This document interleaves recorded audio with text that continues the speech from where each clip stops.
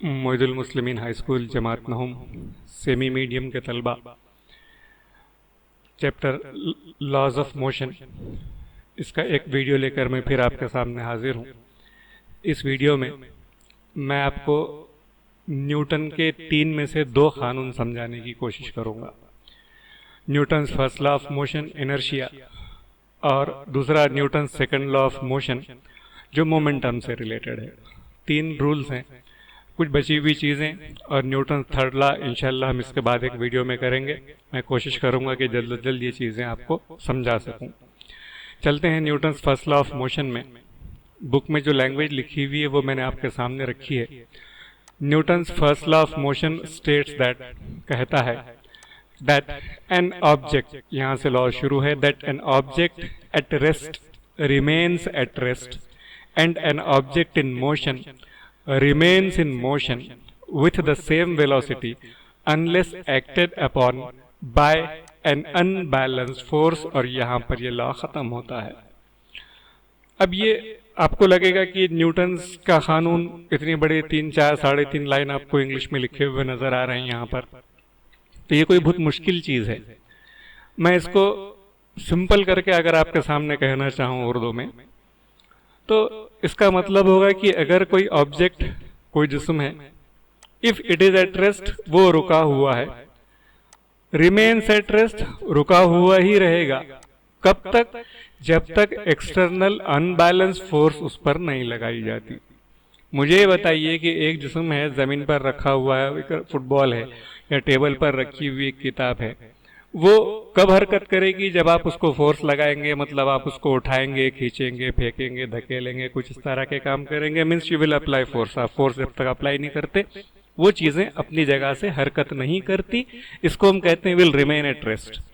और दूसरा जो हिस्सा है इसका कि if the object is in motion, अगर कोई ऑब्जेक्ट हरकत में है तो remains in motion with same velocity, वो उसी रफ्तार से उसी सिमत में हरकत करता रहेगा। समझिए आप खड़े हुए, सामने एक प्लेयर ने आपकी तरफ बॉल फेंकी, तो अचानक आते आते बॉल यूं ही अपना रास्ता नहीं बदल देगी, वो सीधे आपकी तरफ आएगी।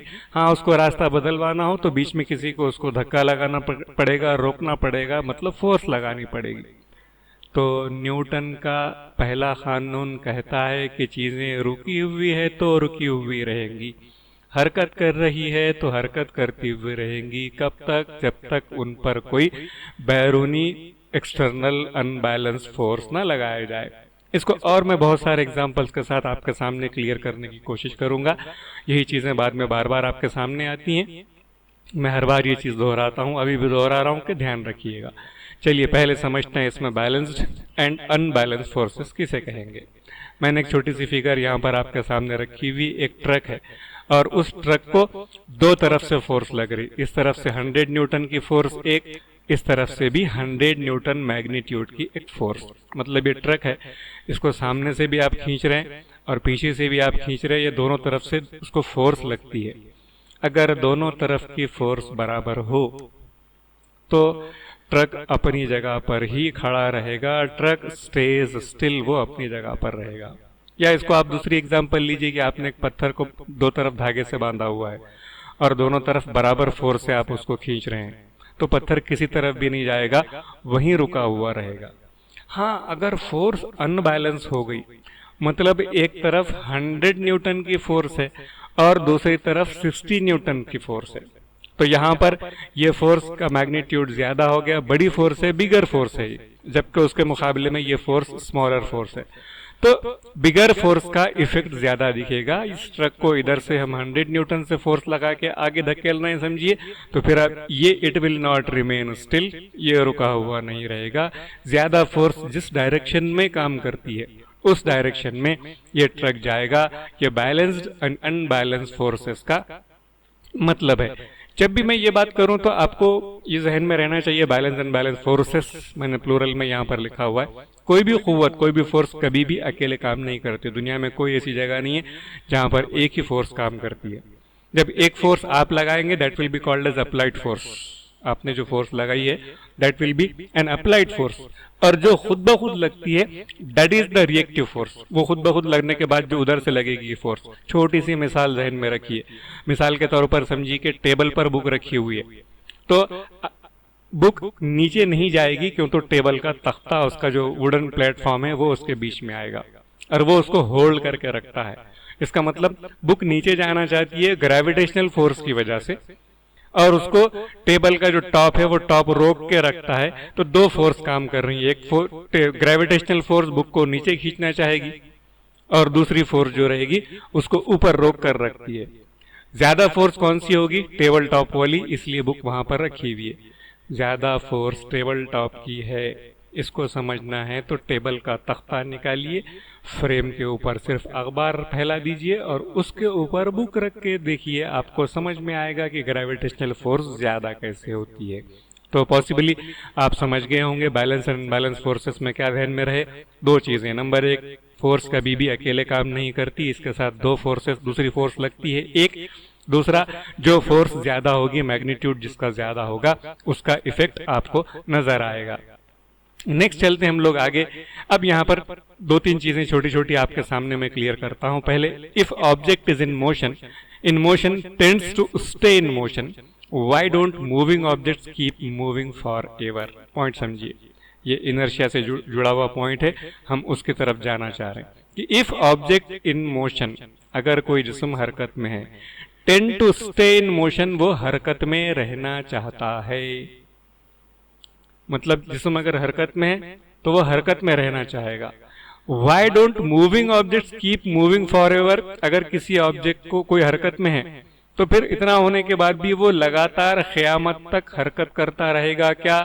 नहीं, it will not keep moving for ever. कोई ना कोई फोर्स उसके रास्ते में आएगी।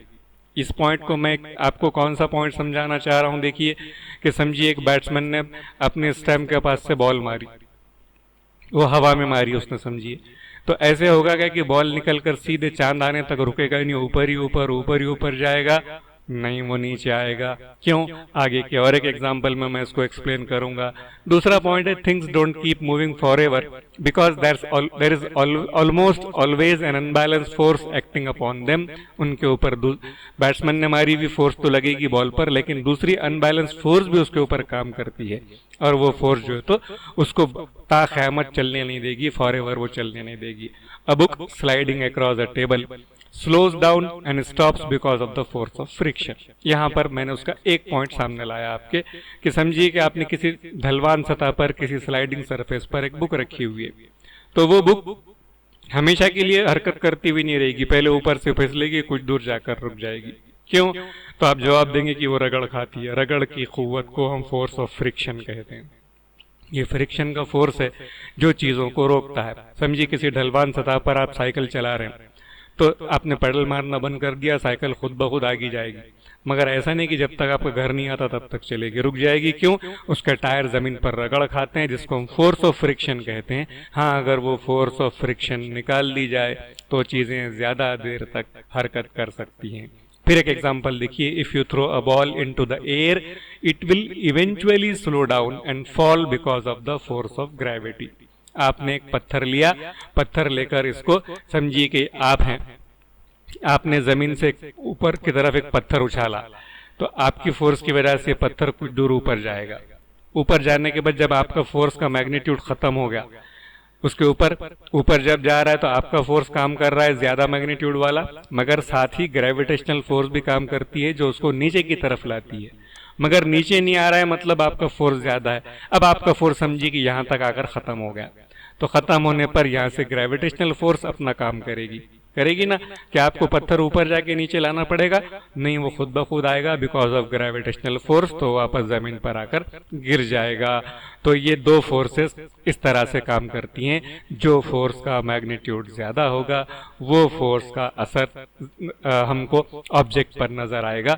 ये हमारे जहन में रहना चाहिए। और समझिए कि आपके पास एक पिस्टल है और वो पिस्टल से आपने एक बुलेट फायर की हुई है तो फायर की हुई ये बुलेट लगातार आगे तक नहीं जाएगी, जैसी आगे जाती जाएगी पिस्टल के जरिए लगी हुई जो फोर्स है तो फोर्स कम होना शुरू होगी, और कम होने के बाद एक लेवल पर जाकर ये जमीन पर गिर जाएगी।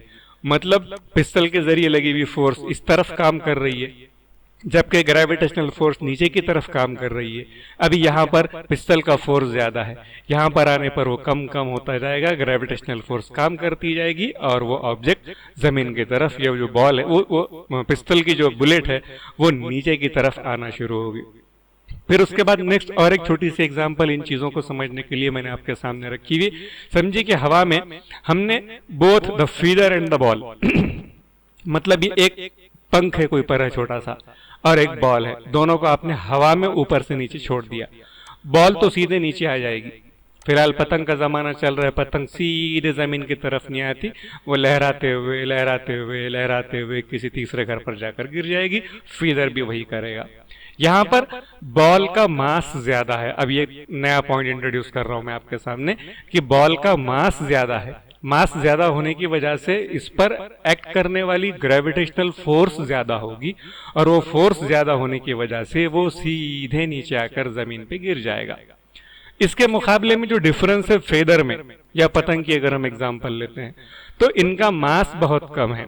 जिन ऑब्जेक्ट्स का मास कम होता है उन पर जो फोर्स होती है वो फोर्स भी कम लगती है, तो ग्रेविटेशनल फोर्स कम लगेगी।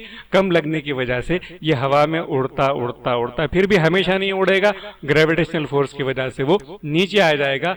इसमें बीच में रेजिस्टेंस ऑफ एयर भी इसका काम करती है, हवा इसको सीधा नीचे आने से रोकती है। हाँ, अगर आपने इसको हवा बंद कर दी पूरा एयर टाइट चैम्बर में, अगर आपने ये करके देखा, मतलब जहां पर बिल्कुल हवा नहीं, किसी जगह पर आपने वैक्यूम क्लीनर लगाकर उससे पूरी हवा आपने निकाल दी, वहां पर एटमॉस्फेरिक प्रेशर 0 है समझिए, और ऐसी जगह पर आप एक छोटा सा पंख, उसके साथ एक बड़ा सा बॉल, और अगर लगे तीसरे नंबर पर आप खुद भी अगर तीनों कूद जाएं तो तीनों एक साथ जमीन पर आकर रुकेंगे। यहाँ पर रेजिस्टेंस उसको बिल्कुल नहीं मिलती। तो इस तरह ये मोशन और दो फोर्सेस का खेल है। यहाँ पर मैंने एडिशनल में एक फ्रिक्शन का पॉइंट यहाँ पर रखा हुआ है कि फ्रिक्शन मतलब रगड़ की जो फोर्स है इसकी 4 किस्में होती हैं। एक स्लाइडिंग फ्रिक्शन जो आइस स्केटिंग में जो लोग बर्फ पर फिसलते हैं वो उस तरह का जो खेल खेलते हैं वहां पर ये फ्रिक्शन का फोर्स काम करेगी। और रोलिंग फ्रिक्शन मतलब जब कोई रोल करता हुआ बॉल, तो ये बॉलिंग लिखा हुआ यहाँ पर, ये बॉलिंग आपका क्रिकेट की बॉलिंग नहीं है, ये वो इस तरह के पिन लगे हुए होते हैं और पिन को ऐसे बॉल मार कर गिराया जाता है, वो बॉलिंग पिंस वाला बॉलिंग है ये। फिर फ्लूइड फ्रिक्शन, फ्लूइड मतलब बहने वाली चीजें, उनकी रगड़ या हवा और लिक्विड में काम करती है। एयर और वाटर रेजिस्टेंस, तो जिन चीजों में को हवा रुकावट पैदा करती है। पतंग के एग्जाम्पल में पतंग सीधे नीचे क्यों नहीं आ रही, तो हवा की वजह से नहीं आ रही, लेकिन ग्रेविटेशनल फोर्स फिर उसको हावी हो जाती है और वो नीचे आएगी, तो वो जो फ्रिक्शन फोर्स है वो उसको हम फ्लूइड फ्रिक्शन फोर्स कहते हैं। स्टैटिक रुकी हुई स्टैटिक फ्रिक्शन फोर्स, ये initial friction when moving an object, मतलब जब चीजें रुके हुए हों और जमीन से हरकत करना शुरू करते हैं। एक समझिए रास्ते पर बंद होने वाली एक कार है और आपको उसको धक्का लगाना है, तो शुरू में आपको उसको ज्यादा ताकत से धक्का लगाना पड़ेगा। और वो ज्यादा ताकत से क्यों? इसलिए कि वो tends to remain in static position और इन रेस्ट पोजीशन, वो रुकी हुई रहना चाहती है, इसलिए उसका जो फ्रिक्शन है वो फ्रिक्शन उसको ज्यादा फोर्स लगवाएगा आपसे और आप उसको आहिस्ता आहिस्ता आगे जाएंगे। अब चलते हैं फिर न्यूटन्स फर्स्ट लॉ जो हमने पहले पढ़ा था, वहां की 2-3 चीजें। Newton's first law of motion, इसे लॉ ऑफ इनर्शिया भी कहते हैं। इनर्शिया इसको हम उर्दू में जमूद कहते हैं, जामिद रहना, मतलब इसका भी मतलब वही है। और पहले न्यूटन्स फर्स्ट लॉ का मतलब समझ लेंगे। हमने फर्स्ट लॉ का मतलब ऊपर समझ के आया कि चीजें रुकी हुई हैं तो रुकी हुई रहेंगी जब तक फोर्स न लगाई जाए, और हरकत में है तो उसी तरह हरकत करेंगी जब तक फोर्स न लगाया जाए। तो ये न्यूटन्स फर्स्ट लॉ ये हो गया। अब इनर्शिया समझने के लिए एक अच्छी सी एग्जांपल मुझे यहाँ पर मिली हुई है, वो एग्जांपल मैं आपके सामने रख रहा हूँ। मैंने आपको पहले भी कहा कि objects with greater mass have more inertia. मैंने आपसे पहले कहा कि जिनका मास ज्यादा होता है उन पर फोर्स ज्यादा लगती है। अब मैं उसे इनर्शिया कह रहा हूँ। What is inertia? इनर्शिया का मतलब होगा कि it is the tendency of the objects, ये चीजों की वो सलाहियत है जिसकी वजह से अगर वो हरकत में हैं तो हरकत में रहना चाहेंगी और अगर रुकी हुई हैं तो रुकी हुई रहना चाहेंगी।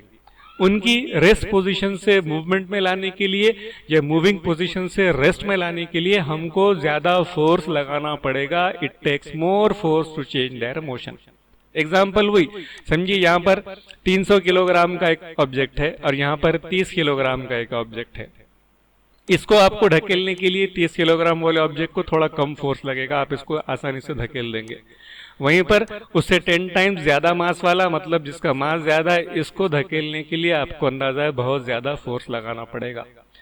ये तो एग्जाम्पल में दिख गया। आपको एक्सप्लेन करना है कि बेटे आपको यहाँ पे क्या समझा, तो आप जवाब देंगे कि जो ऑब्जेक्ट जितना ज्यादा मास रखता है उस पर उतनी ज्यादा फोर्स एक्ट करती है। जितना फोर्स ज्यादा होगा वो उतना उसका इनर्शिया ज्यादा होगा, मतलब वो रुका हुआ है तो रुका हुआ रहना चाहेगा, हरकत में है तो हरकत करना चाहेगा। इस तरह की कैपेसिटी हमारी इनर्शिया, ऑब्जेक्ट्स की जो कैपेसिटी है वो इनर्शिया कहलाती है। फिर इनर्शिया की और एग्जाम्पल्स में कुछ चीजें साफ हो, बुक में इसको बड़ा छोटा सा लिखा हुआ है, लेकिन आगे फिजिक्स में हर जगह ये इनर्शिया आएगा आपको, इसलिए मैं उसको ज्यादा एग्जांपल्स के साथ क्लियर करने की कोशिश कर रहा हूं। Tendency of an object to resist a change in motion, ये सबसे छोटी एग्जांपल है, डेफिनेशन है सॉरी इनर्शिया की, कि टेंडेंसी चीजों की सलाहियत या उनकी फितरत कि अगर वो रुकी हुई हैं तो रुकी हुए रहना चाहेंगी, हरकत में है तो हरकत में रहना चाहेंगी। दूसरा मतलब inertia means that the objects motion will stay constant in terms of speed and direction, मतलब जब तक फोर्स ना लगाया जाए तब तक चीजों की न डायरेक्शन बदलेगी न स्पीड बदलेगी। हमने effect of force in motion जो हमने शुरू में पढ़ा हुआ है, ये वही पॉइंट है, नया नहीं है। फिर तीसरा पॉइंट यहाँ पर लिखा हुआ, inertia depends on mass of an object. चीजों का मास कम होगा तो इनर्शिया कम होगा। मास मतलब वो वजनी ज्यादा होंगी तो उनका इनर्शिया ज्यादा होगा।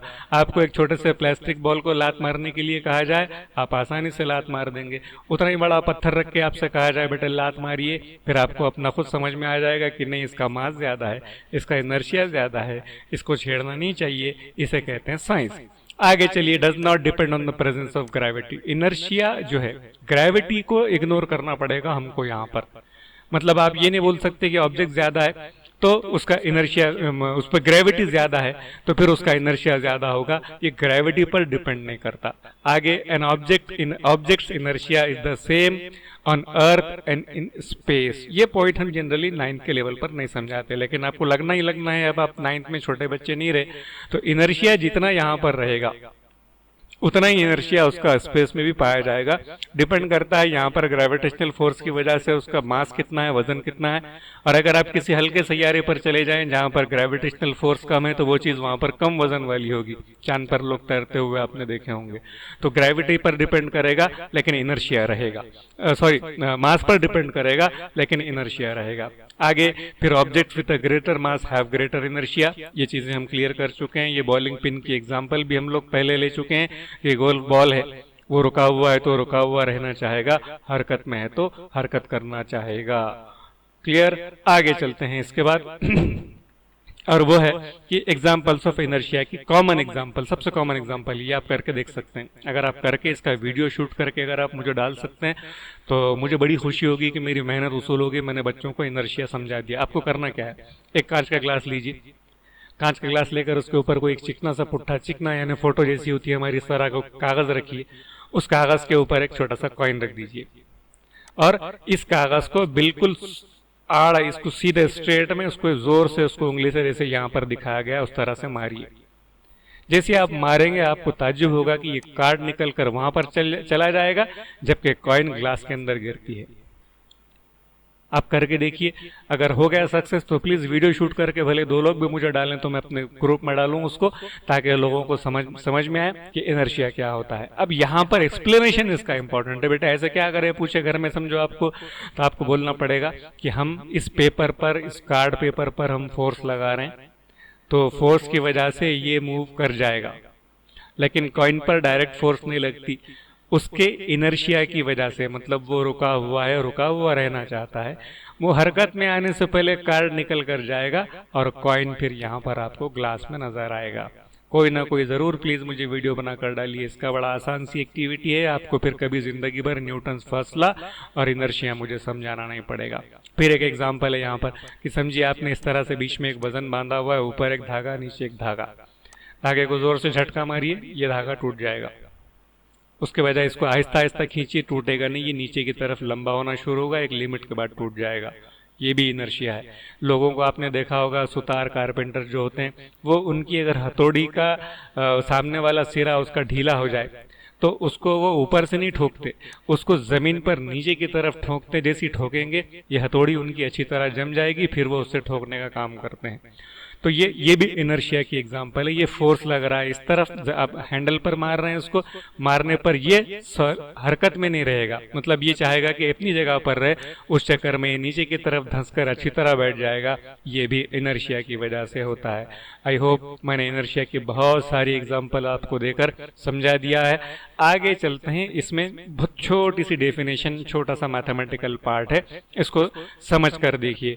Newton second law of motion, Newton second law को हम लॉ ऑफ मोमेंटम भी कहते हैं। इसमें आपको बुक में जो एक्टिविटी दी हुई वही एक्टिविटी मैंने यहाँ पर लिखी हुई। Ask your friend to drop 1 plastic and 1 rubber ball from the same height. आपका एक दोस्त है समझिए, उस दोस्त को बोलिए कि एक प्लास्टिक की बॉल जो हल्की होती है और एक रबर बॉल उसके मुकाबले में थोड़ी सी ज्यादा होती है, दोनों को ऊपर जाकर छत से नीचे की तरफ फेंके, और आपको करना क्या है, you catch the balls, which ball was easier to catch and why.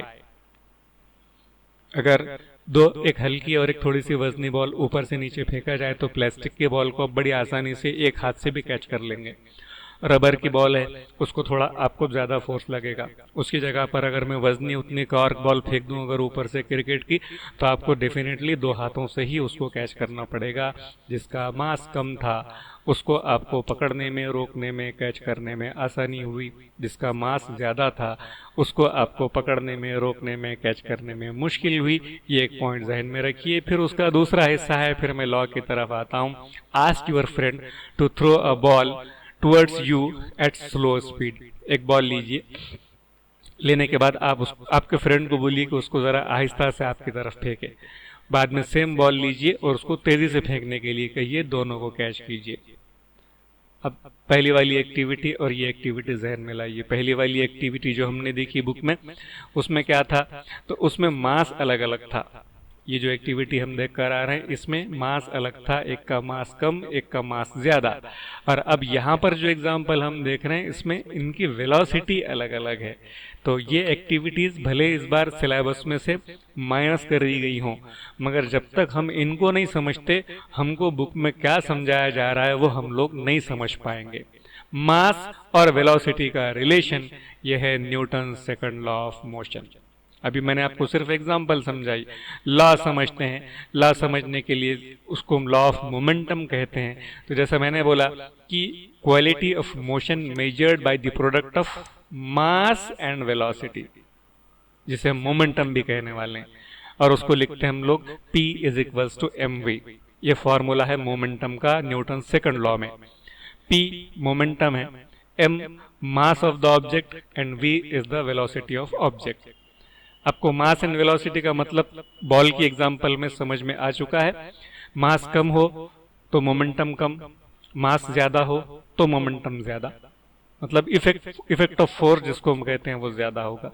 वहीं पर वेलोसिटी का वही हाल है, वेलोसिटी कम हो तो उसको रोकना आसान है, मतलब उसका फोर्स कम लगेगा, और वेलोसिटी ज्यादा हो। मैं इसको मेरे वाली एग्जांपल अगर देना चाहूँ तो समझिए कि एक छोटी सी 20 ग्राम की 25 ग्राम की रिवॉल्वर की गोली है। पहले आप उसको हाथ से फेंक के मारिए, सामने वाले को कोई नुकसान नहीं होगा। फिर उसी गोली को बंदूक में रख कर मारिए, सामने वाले के छेद हो जाएगा। गोली तो वही थी, बदला क्या, उसके वेलोसिटी बदली। सिर्फ वेलोसिटी बदलने से वो गोली का इफेक्ट क्या हुआ, ये है मोमेंटम। चलिए मोमेंटम, इसके यूनिट्स हैं। Unit in MKs kilogram into, इसको एक्स मत समझिएगा, kilogram into metre per second. Kilogram क्यों, तो mass is measured in kilogram, velocity is measured in metre per second square.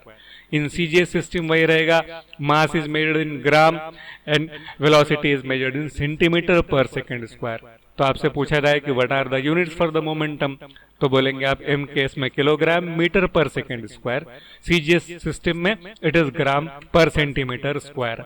आगे चलते हैं उसके बाद मोमेंटम के तहत कि ये न्यूटन सेकंड लॉ में इसकी डेरिवेटिव, मतलब हम इसका फॉर्मूला कैसे आता है वो समझने के लिए आपको लिखा हुआ है rate of change of momentum.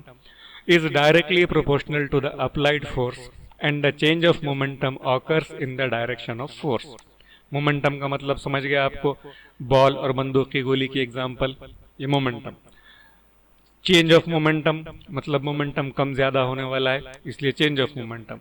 और रेट, उसके लिए वक्त कितना लगता है, मैं इसको और एक्सप्लेन करने वाला हूँ, डरिए मत। फिलहाल मैं आपके जहन में अल्फाज बैठे हैं, इसके लिए इस तरह से रिपीट कर रहा हूँ। इज प्रोपोर्शनल टू, कि ये तनासुब में होते हैं किसके, फोर्स के। ये एक हिस्सा है न्यूटन सेकंड लॉ में कि rate of change of momentum is directly proportional to the applied force. And दूसरा हिस्सा यहां देख लीजिए, इसके बाद मैं इसका जिक्र नहीं करूंगा। Change of momentum occurs in the direction of force, मतलब जो भी चेंजेस होंगे वो डायरेक्शन ऑफ फोर्स में होंगे। तो आगे के लिए इतना जहन में रखना है आपको कि rate of change of momentum is directly proportional to the applied force. इसको अगर मुझे मैथमेटिकली लिखना है तो मैंने उसके टुकड़े किए हुए हैं, आपकी समझ में आसानी से आया उसके लिए। देखिए, पहले इसको अगर मैथमेटिकली लिखूं मैं इक्वेशन की फॉर्म में, तो it will be F is directly proportional. ये प्रोपोर्शनैलिटी की साइन, तनासुब की साइन, मतलब यहां पर एफ बढ़े तो rate of change of momentum बढ़ेगा, डायरेक्ट प्रोपोर्शन है। अगर एफ कम हो तो rate of change of momentum ये कम होगा। तो F is directly proportional to rate of change of momentum. अब F is equals to M A की इक्वेशन तक जाने के लिए मैं इसको और थोड़ा स्प्लिट अप करता हूं, इजी करता हूं आपको समझने के लिए। चलिए, ये था आपकी equation, F is directly proportional to rate of change of momentum. बोलने के लिए ऐसा, लिखने के लिए ऐसा। अब आगे चलते हैं, इसको मैंने लिखा चेंज ऑफ मोमेंटम है, मतलब मोमेंटम बदलता जाएगा। तो चेंज ऑफ मोमेंटम के लिए हम क्या करते हैं, इनिशियल मोमेंटम u, आपको एक्सेलरेशन याद होगा, u हम इनिशियल वेलोसिटी के लिए लेते हैं। तो initial momentum mu, p is equals to mv, मतलब मास इनटू वेलोसिटी है। तो इनिशियल वेलोसिटी, इसलिए इनिशियल मोमेंटम mu। तो फाइनल मोमेंटम क्या होगा, फाइनल वेलोसिटी v हो तो p इज इक्वल्स टू, ये देखिए final momentum will be equal to mv। तो ये आ गया mv।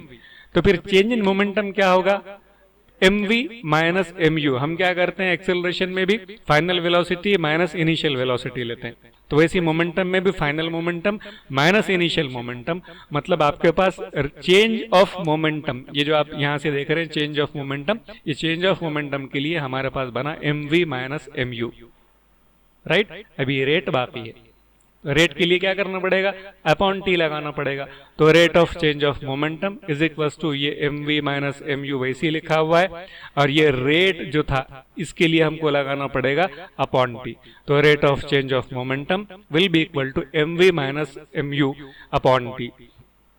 आगे आपकी जो इक्वेशन थी ये वाली, जिसमें हम लिख रहे थे कि F is directly proportional to rate of change of momentum, तो मैं उसको अब ऐसे लिख सकता हूं मैथमेटिकली कि force is directly proportional to rate of change of momentum.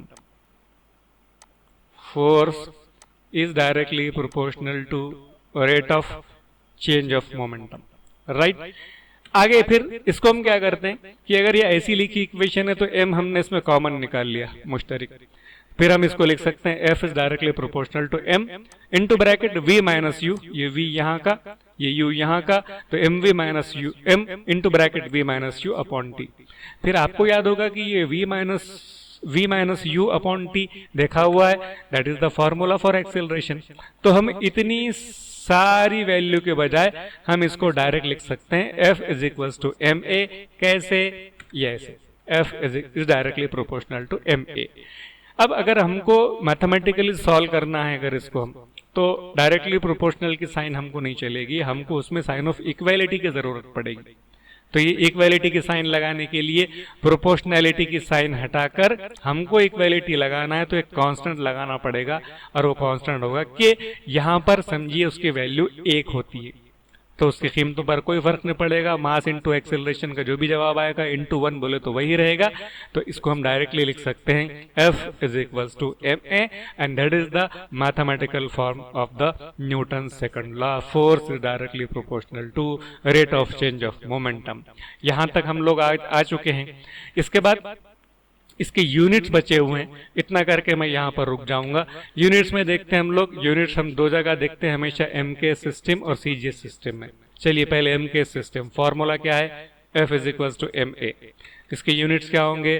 तो फोर्स मास हम मेजर करते हैं किलोग्राम में, acceleration metre per second square में पहले भी बता चुके हैं। तो हम इसको kilogram metre per second square को इन शॉर्ट कह सकते हैं न्यूटन।